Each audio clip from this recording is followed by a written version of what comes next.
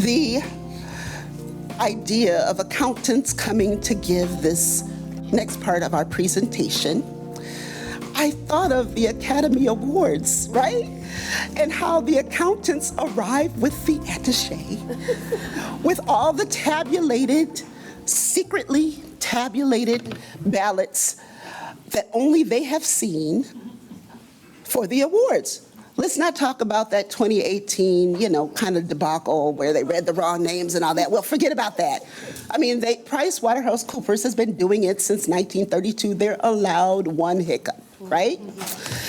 So, because these secrets are not so secret, the folks we brought here today have years of experience working with nonprofits and in the nonprofit sector. And one of them has also worked for PricewaterhouseCoopers. How cool and convenient was that to my prop here today? So it is my pleasure to bring up Bill, Michele, and Maegan from MW Accounting to share some great tips with you that are not so secret. Enjoy.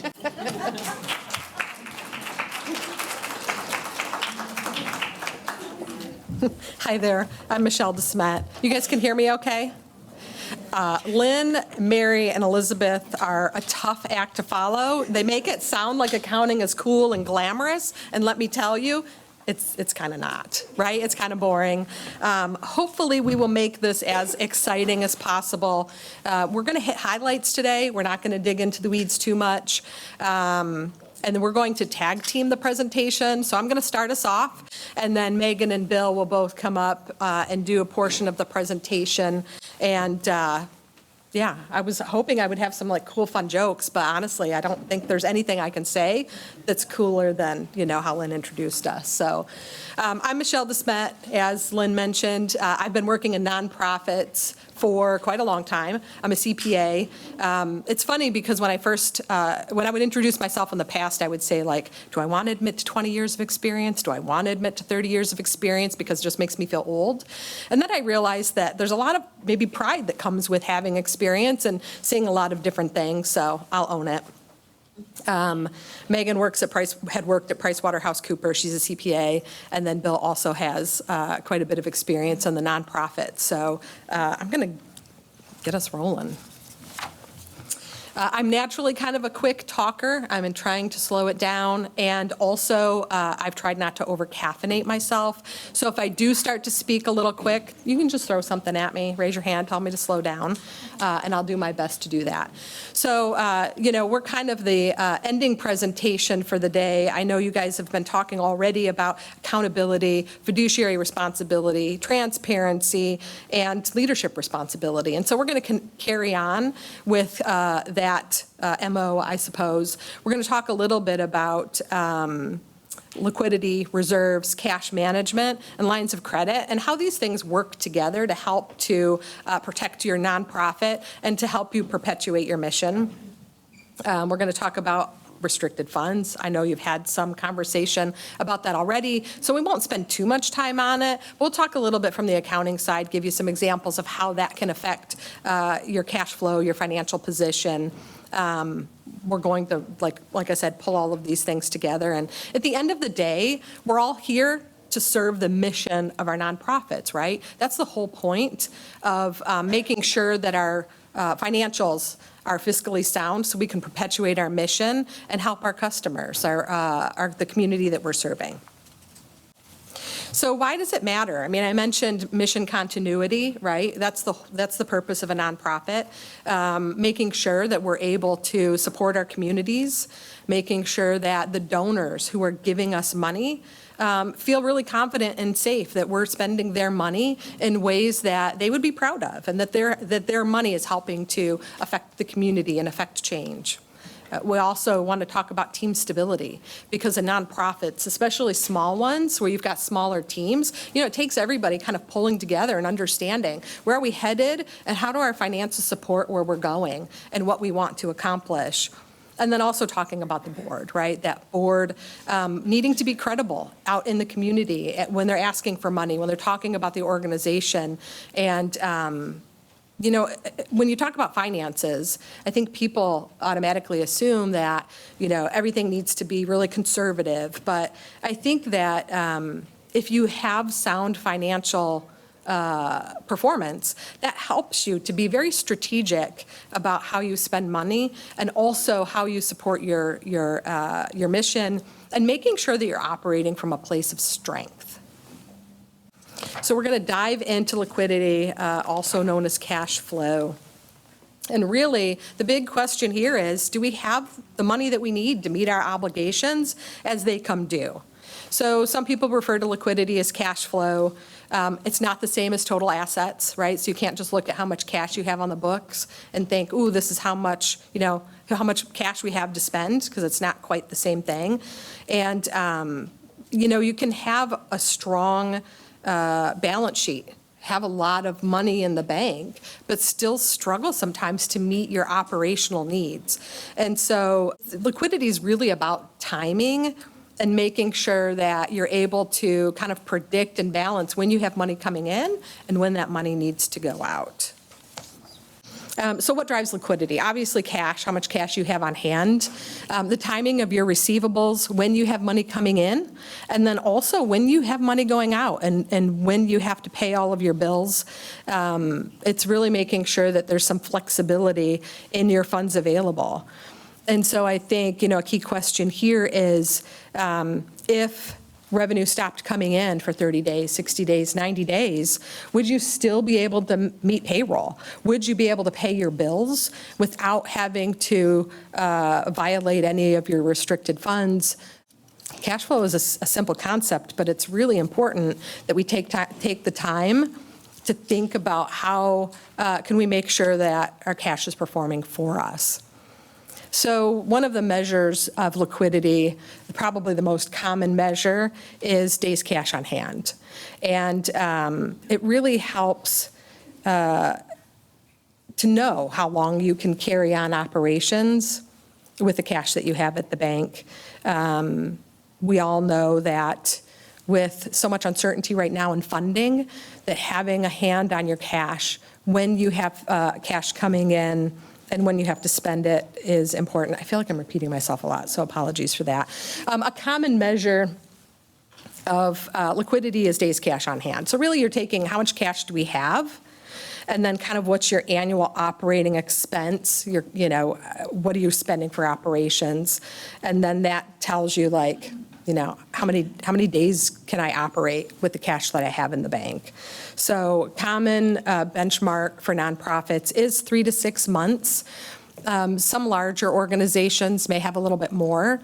You want to be careful that you don't have too much. Oh, look, I haven't even flipped it.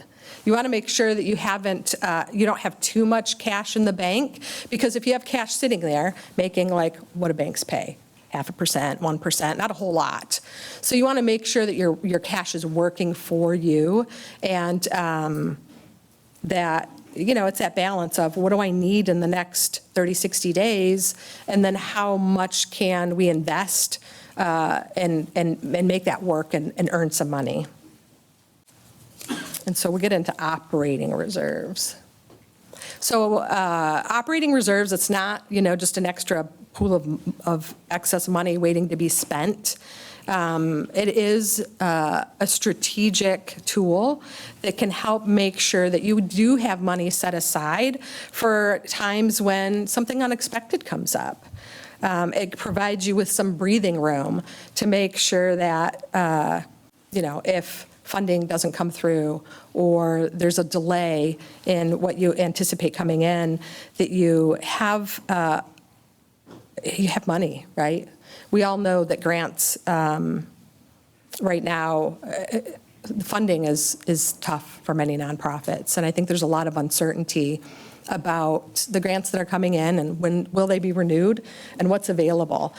And so having these reserves will help to protect against that. So I'd like to think of it, if your personal savings account, many people have a checking account and a savings account, and that savings account acts as like the overdraft protection, just in case, right? The mortgage company takes a payment early, or there's a bank holiday and something doesn't get deposited. And so, your reserves just help to provide that buffer for you. And so, as I mentioned, they provide stability when you've got gaps in timing. It helps to make sure that you've got the capacity to respond to unexpected expenses. And it gives you the time to make thoughtful decisions, so you don't have to be reactive, right? I know that sometimes I've been in situations where I've had to make a quick decision, and it's like, gosh, I wish I had more time to think about this. And our knee-jerk response might not be the same decision that we would make if we had time to plan it out and to think through, what if? And so having a reserve to help cover that gap gives you time to think a little bit more strategically and make really well thought out decisions. And then also it makes sure that we're not inappropriately using restricted funds. So nobody wants to be scrambling around. And so then where do reserves come from? So sometimes an organization will get a grant that's specifically intended to help build that reserve and to provide that cushion for operations. I think that's probably rare, on the rare side. And so I think it's more often that organizations have to build up reserves over time. And so sometimes it comes from an unrestricted surplus. Sometimes it's building it into the budget, right? It's like our personal savings. If you want to save money, you have to be really intentional and thoughtful about making sure that you set that aside. And so some organizations do, if they aren't comfortable with their reserve position, will intentionally budget money that they will be able to set aside for that rainy day. And then I think that there's some notion that nonprofits shouldn't make a profit. And you should be able to funnel some of that profit into, your reserves. I think from a nonprofit's perspective, needing to have that money available to sustain your operations and making sure that you have the resources available to support and grow your mission are critically important. And then from a leadership perspective, I think there's a few things that we really need to understand. So what is our reserve target? Sorry, I'm trying to not move, but I'm moving. So what is our reserve target?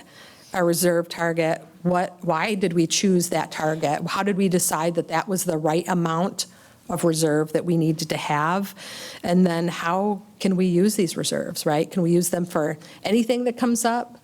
Do we want to restrict them to certain situations or certain uses for those reserve funds? And then also, once you use those reserves, how do we make sure that we can replenish them? Because, it's not magically going to, fill back up. So it's important to understand the whys behind the reserves and setting those.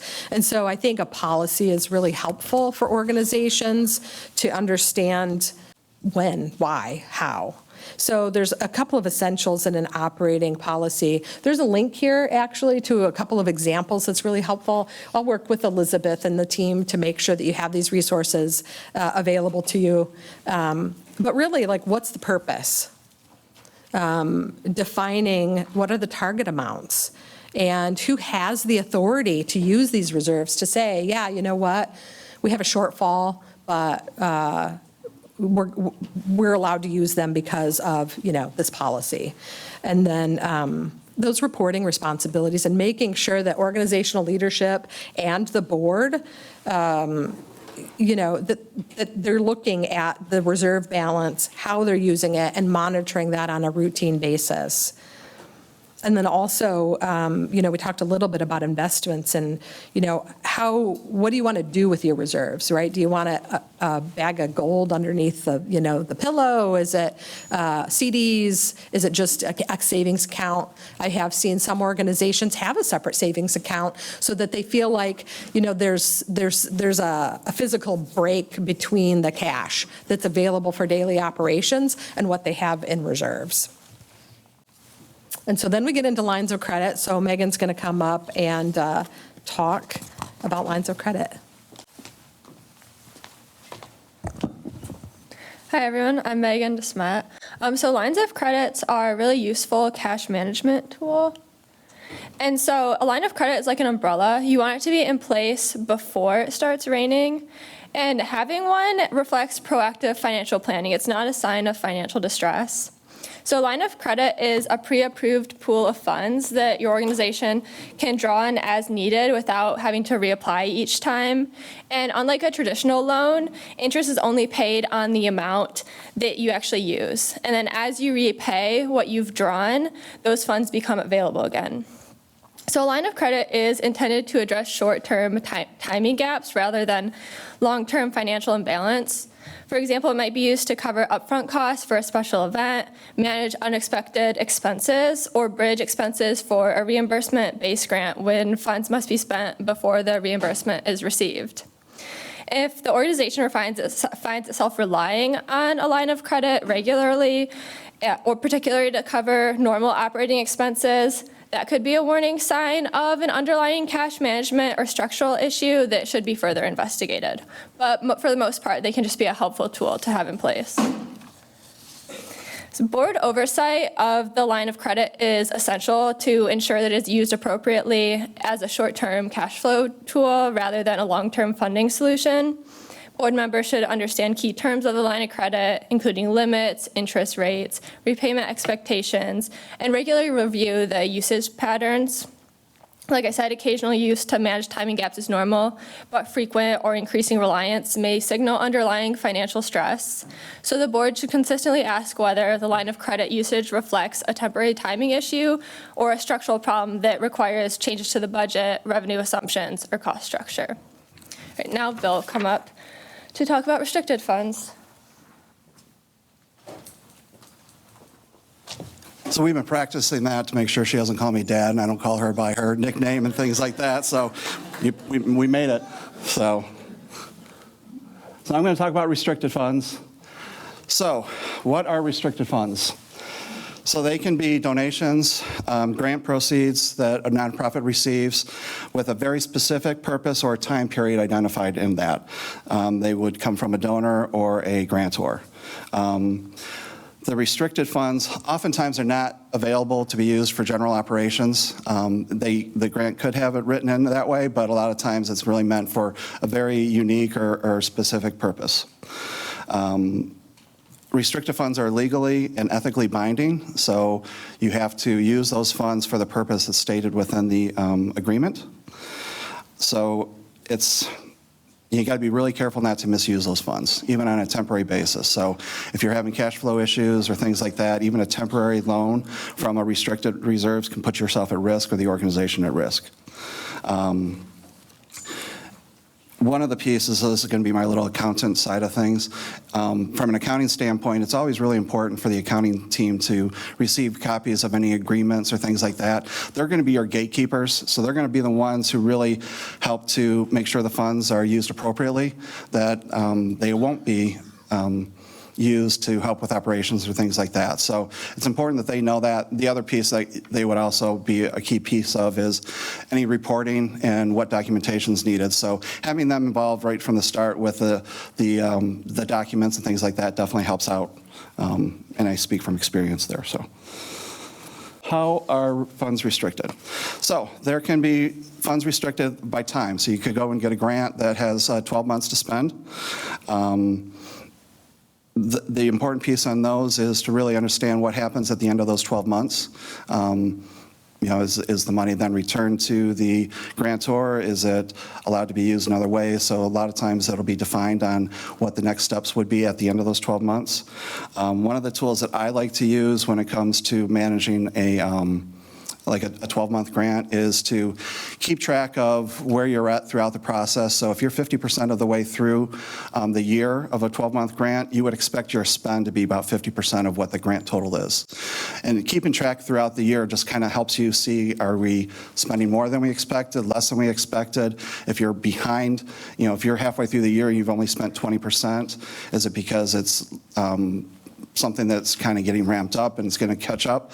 Or are you, we got to really make sure that we're stepping up how we're spending the money, or start to have those conversations, because the other piece is communication. So you want to make sure you're talking to your grantor or your donor if you are running into issues where at the end of those 12 months, you may have not spent the full amount. So another option is, or another type is purpose restrictions. So this could be for a project, a program, piece of equipment, building, whatever the case might be. It's something that's very specific, and again, it's going to be defined in the agreement, and it's important that everybody understands what that is. A purpose restriction could also have time restrictions. So you could say that you have 12 months to get this program up and running, so you have to kind of monitor both pieces there. Endowment restrictions. So these are very important to understand what the requirements are there.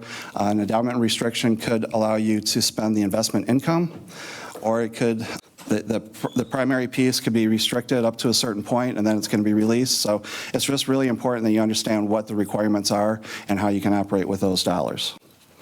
And understanding what the type of restriction is a key piece, and this is a lot of times where people make mistakes as far as using restricted funds when they should not be. Releasing of the restrictions. So restrictions are released, again, when the time is completed, so at the end of the 12 months, or the event or the program or project has been executed.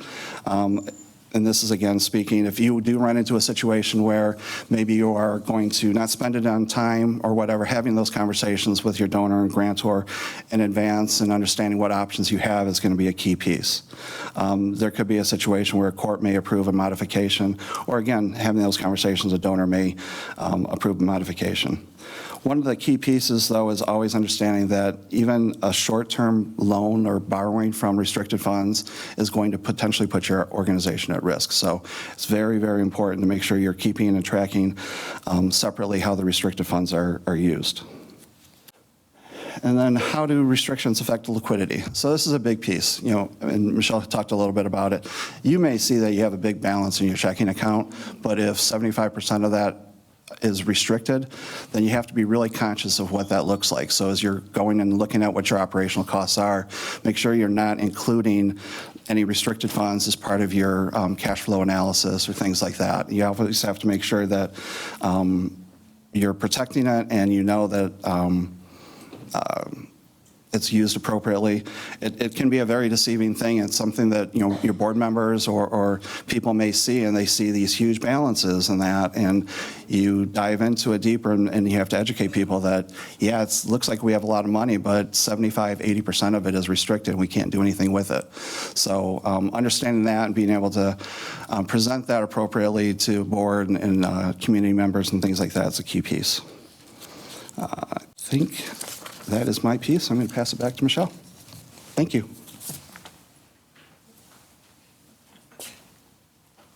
So isn't accounting super exciting? I should have put some jokes and stuff in here to keep you guys all entertained, because it's not my nature to be as cool as Lynn is. So I think moving on then, I think thinking about cash management as a system, how all of these pieces work together is really important, because weakness in one area will put pressure in other areas. So if you think of strong cash management, you need to be forecasting cash regularly. You need to make sure that, as Bill mentioned, there's a really clear visibility between what's restricted and what's unrestricted and how you're able to use your funds. I mentioned there needs to be a lot of coordination and collaboration between the finance teams and the leadership team to make sure that that everybody kind of has that line of sight on what's coming up. Where are we headed? Is there a grant we anticipated that we didn't get? Were there unexpected expenses that we need to consider? And again, making sure that the board understands cash flow and not just, what's actual the budget variance, because sometimes that doesn't give you a full picture of your fiscal health. And when the system works well. You can manage this holistically. Again, I mentioned decisions are much less reactive. You can be very strategic about your decision-making. You're able to manage your risk and identify risks sooner. You're protecting your restricted funds so that you don't inadvertently use cash that you're not supposed to. And then, of course, again, the whole purpose we're here is really about that mission delivery and making sure that the whole purpose of the organization is being supported by the financial performance and the financial stability of the organization. So it helps to alleviate some of those uncertainties that really come up, like every day, right? There's uncertainties in our business. So in order to build that strong system, developing a cash flow core forecast, there's some tools here with links. One of the links is a cash flow spreadsheet. It can be helpful, if not something you want to adopt and use, at least to give you an idea of how organizations can manage cash flow. Making sure that you've got policies and procedures that target, how much reserve do we want? How much what is our liquidity, our days cash on hand? And then do we have lines of credit available for those situations where it's like, oh, shoot, something unexpected came up that we need to cover? Again, making sure that you're monitoring restricted and unrestricted cash, that there's a visibility around that and conversation around that. And there's some really cool, I put some links in here, some tools that Elizabeth shared, and then also about how do you build resilience? How do you think about scenario planning, strategic planning, and building these tools into the organization? Like, I'm talking way too fast. You guys are going to end up with extra time. How sad is that? So fiscal health really helps to enable an organization's strategy. So, managing your finances helps support financial vitality.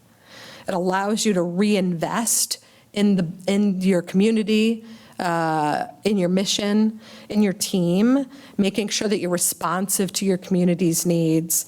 And, it's really about protecting the mission. It's not about being risk averse. It's planning for that risk and being very strategic and thoughtful about financial performance. It's making sure you've got guardrails in place. So sound fiscal health, it's not something that you build overnight, right? I don't have a magic wand. I wish I did. No cape, no cool accounting cape. So it just takes, diligence, making sure that you're very intentional and consistent, making sure there's a shared understanding. So, I've worked in large and small organizations. And I'll say that pretty universally, making sure that the team understands what they do every day, how that affects not just the mission, but how that affects finances is important. So when I've worked with nurses, often we would talk about finances and I'd get I don't care. We're here to take care of the patients, and that's all we really want to focus on. And so when you kind of turn the table on them and say, hey, you're the economic engine of this organization, I can count the money, I can put it in the bank, I can make sure it's invested, but you create it. And you're, being the economic engine and making sure that we're fiscally sound, make sure that we can hire more people or buy new equipment or treat more customers, right? And so it's really about, again, it's about that protecting the mission and making sure everybody's rowing in that same direction. So it's about discipline. So one of my favorite quotes, which I think Maegan touched on it a little bit with her umbrella comment, is from JFK, right? The time to fix the roof is when the sun is shining. It's not waiting until you've got the storm that we had the other day and saying, oh no, my roof is leaking. Build it when you can, build it now, think about it now. I think a reflection for everybody is to just think about your cash, your reserves. Are you as strong as you want to be, as you need to be to support your mission?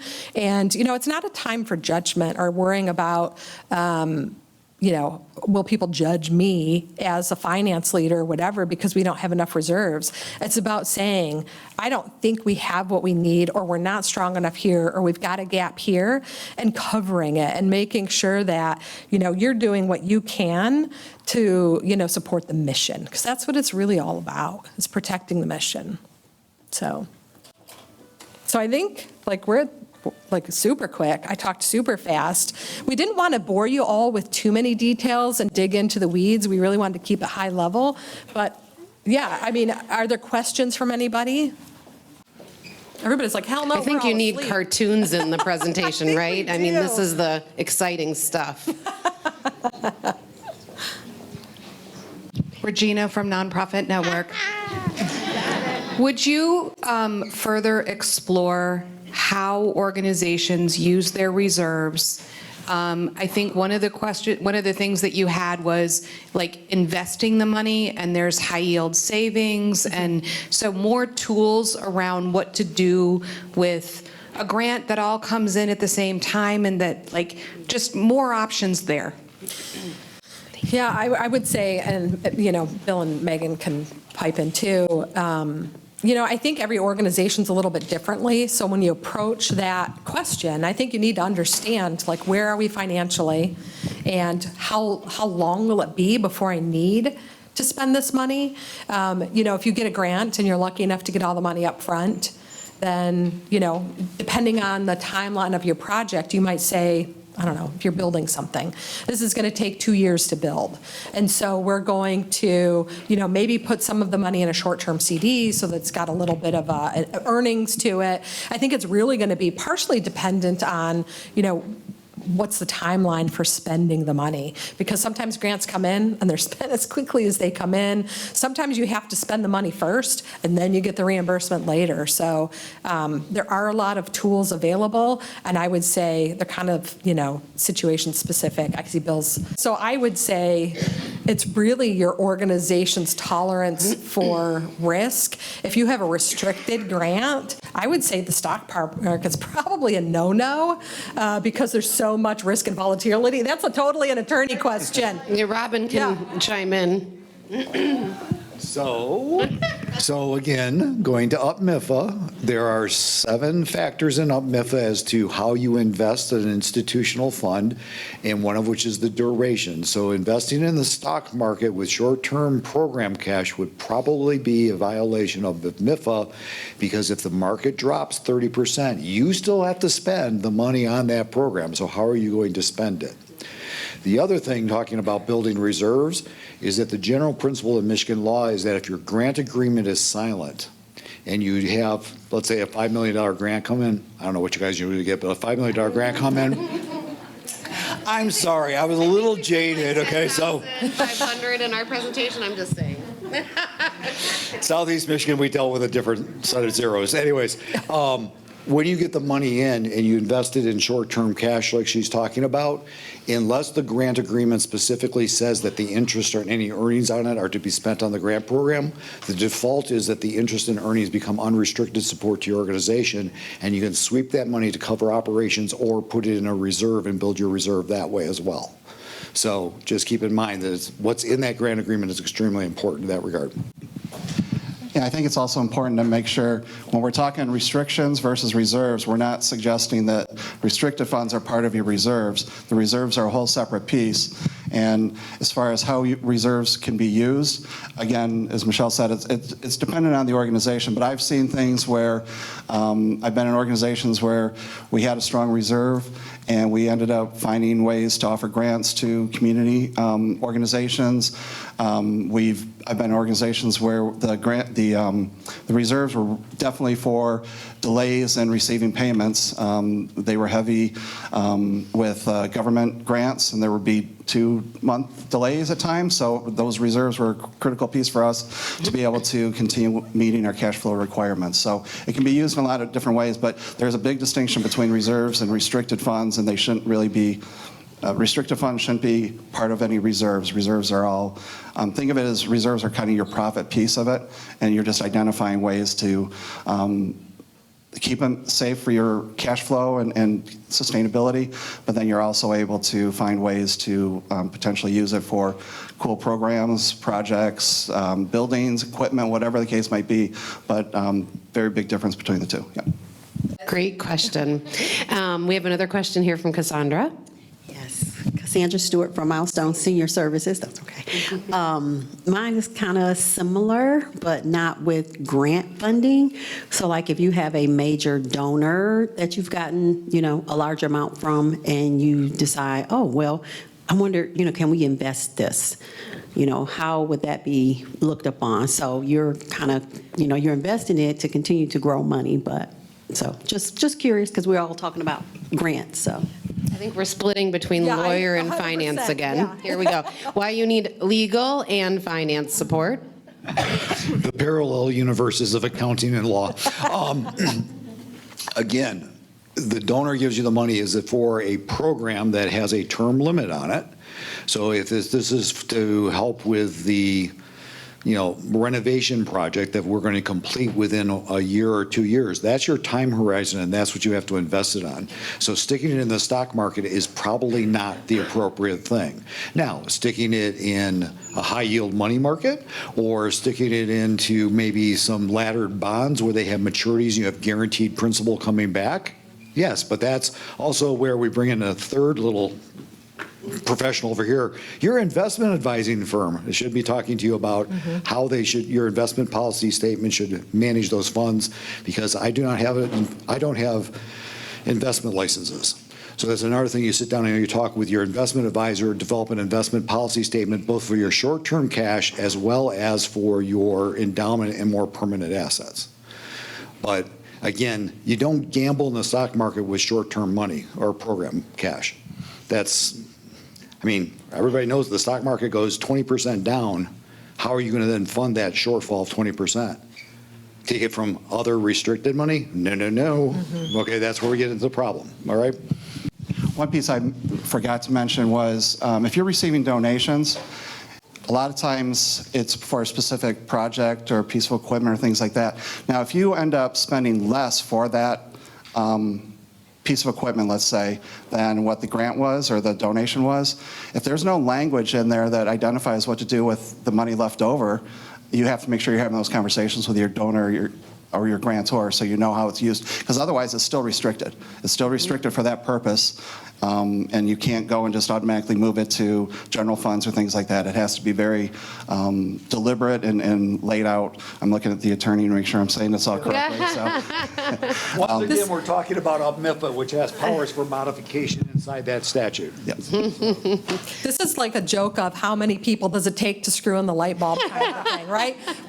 So I think from an accounting perspective, I think you need to be very deliberate about how you're accounting for your reserves and your financial statements. But I think also when people are paying bills, they're not necessarily looking at what's the restricted amount of the cash that I have in the bank that I can spend.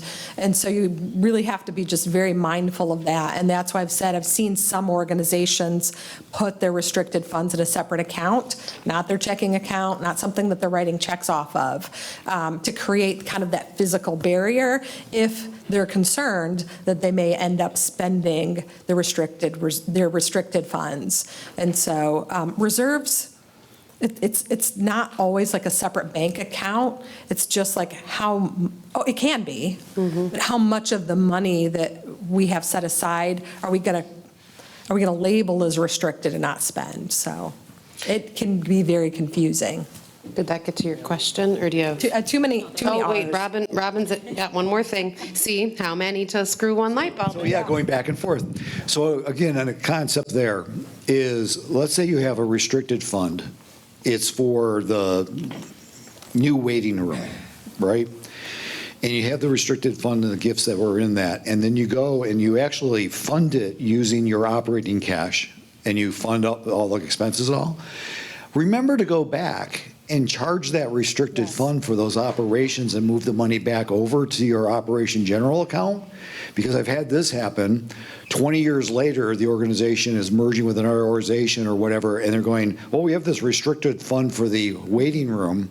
which was already built, but we never charged it. So now you've, again, kind of violated that duty to the organization going forward, because now they have to figure out how to remove that restriction and deal with that. So again, if you're spending out of your operating account for things that you have restricted money for, make sure that you catch up the bookkeeping at some point in time and reallocate the money back to where it belongs, okay? I'll just add in too, as accountants, we are very risk averse and conservative. So if you're ever thinking about doing investment policy, make sure accountants are involved, because we're going to say keep it in cash or equivalents, and we can help balance things out versus diving right into the market or things like that. So. I want to ask a question. So you talked about forecasting. I think that's super duper important. Can you talk a little bit about your recommendation for organizations, how often to forecast throughout a fiscal year and what that can look like? And hey, how the heck do I forecast, right? If that's a question mark. Yeah, I would say to some degree, some of it depends on how type A their CFO is. So I've, some Or CEO? Yeah, absolutely. Yes, Mary, absolutely. So I think some organizations create their budget, they don't do forecasting, they look at it once a year, and they're done. And I think that there's some lost opportunity there when you kind of take that approach. I've also worked at organizations where every month they're reforecasting, and it's a big effort. And so I think when it's a smaller nonprofit, I think there has to be that balance between what's the value of how frequently you're forecasting, and are you actually using the information, or is it just an exercise? And, what resources do you have available, the timing.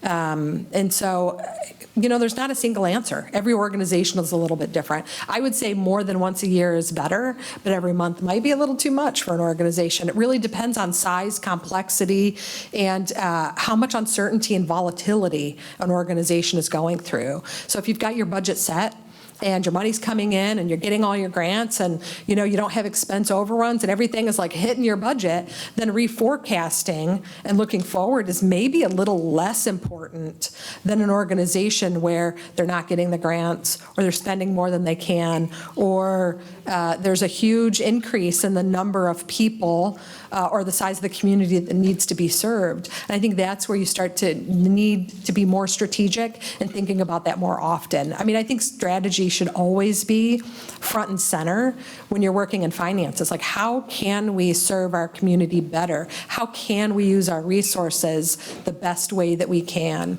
But also, I think that the complexity and the uncertainty in each organization, the size of each organization, dictates to some degree how often you can and should and need to do that. I would just add that I think if you look at for-profits, they're going to be forecasting all the time. That's their bread and butter. They're always doing that. There's a lot of effort to it, so I'm not discounting that. But sometimes we have to, as a nonprofit, we have to think a little bit more like a for-profit, because they're looking at into the future. Where are they sustainable? What do they need to do to make sure that the cash flow is strong and things like that? As a nonprofit, we really need to be doing the same thing, but sometimes we just kind of have that disconnect, like, well, we can't be like a for-profit. But from a cash flow, from a financial standpoint, it's really, really important that you have those pieces together and ready to move forward with them. Yeah, and it's not necessarily just so you can stockpile cash, right? It's so that you have that flexibility to cover emergencies when they come up, but also, again, like, how much of an impact can your organization have on its mission and, the population that you're serving? So I had a question about that. You said, I know generally 3 to 6 months of cash on hand. Would that vary any depending on the size of your organization, the recommendation? Oh, yeah, absolutely. And how often you get paid and how you get paid. I've seen, big differences there. I think once you start hitting, 200 plus days cash, that's over 6 months. I think you need to be thoughtful about, should we have that much cash sitting around, and should we make it work for us? But I think if you're small and you've got a smaller budget, your days cash might be a little bit on the lower side. Some of it is volatility. I'm going to say, as a type A accountant sometimes, I would like to see, it's definitely more than 30 days, but I can say pragmatically, I see in organizations where that's what they have, or sometimes they have less. Sometimes they're holding checks because they can't cover the checks because there's not enough cash, right? So it's a balancing game a little bit, right? There's not a single answer, but I would say, 30, 60, 90 days probably should be your min. So I just want to clarify on that answer you gave. Oh, sorry. So if you're at the 6 months cash on hand, what you're suggesting is they should be thinking about investing those funds. It's not Yes. a bad thing to have that. Correct. But they should be thinking about doing something to grow those funds. Yeah, absolutely. Yeah, I think, I think to some degree, there probably should be, organizations should have an investment policy. And it's often dictated by leadership and the board. How risk averse is the board? Sometimes it's just a CD, and that's, as much risk as an organization wants to take. But sometimes, an organization wants a true investment portfolio. But just having the cash sitting in the bank, it's not working for you.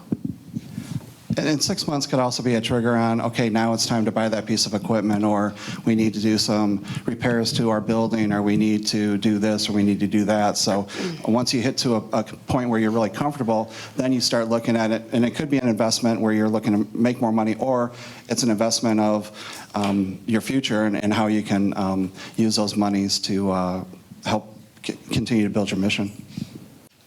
Really good questions. I just want to come in and say, so for some organizations, especially in today's environment, 30 and 60 days even, right, of cash on hand is really, really hard. So please hear, we understand that, and best practice, right, to have 90 days. Yeah, so, but we hear that. Any last questions? This has been amazing. Thank you. Any questions? Good? Any last parting thoughts? No, sorry to bore everybody with finances. We didn't want to dig in the weeds, but I think some of these questions got there anyway, so thank you so much.